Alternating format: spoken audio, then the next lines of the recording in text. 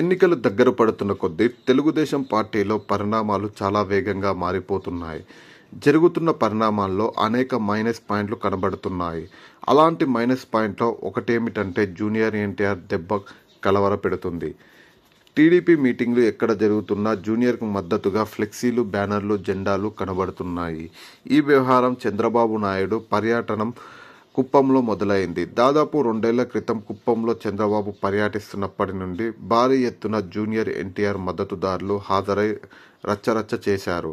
అప్పటి నుండి చంద్రబాబు, లోకేష్ పాల్గొనే బహిరంగ సభలో ఎక్కడైనా జూనియర్ అభిమానులు వీళ్ళని వెంటాడుతున్నారు.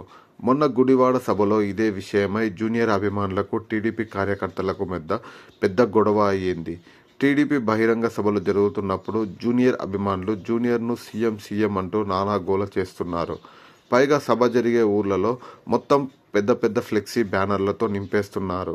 ఇప్పుడు సమస్య ఏమిటంటే రాబోయే ఎన్నికల్లో తెలుగుదేశం పార్టీ తరపున జూనియర్ ప్రచారం చేస్తారా, లేకపోతే వ్యతిరేకంగా ప్రచారం చేస్తారా అన్నదే అర్థం కాక టెన్షన్ పెరిగిపోతున్న సమాచారం.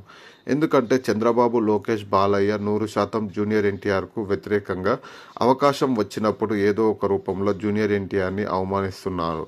ఒక రకంగా జూనియర్ ఎన్టీఆర్కు వీళ్లపై మండిపడుతుంది. దీంతో అదనంగా ఏమిటంటే చంద్రబాబు, లోకేష్, బాలయ్య పూర్తిగా వ్యతిరేకించే కొడాలి నాని, వల్లభనేని వంశీకి జూనియర్ అత్యంత సన్నిహితుడు.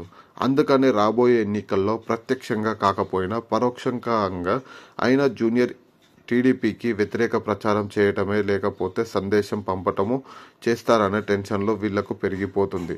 అసలు జనసేన అధినేత పవన్ కళ్యాణ్ సమస్య మొదలైపోయినాయి. పొత్తు అనుకుంటున్నట్లు సాగటం లేదు. చంద్రబాబు, పవన్ పంతాలకు పోయి ఎవరి పార్టీకి వాళ్ళు అభ్యర్థులను ప్రకటిస్తున్నారు. దాంతో 2 పార్టీల్లో గందరగోళం పెరిగిపోతున్నాయి. సరిగ్గా ఈ సమయంలో జూనియర్ ఎన్టీఆర్ మౌనం కూడా వీళ్ళకి కలవరపెడుతుంది.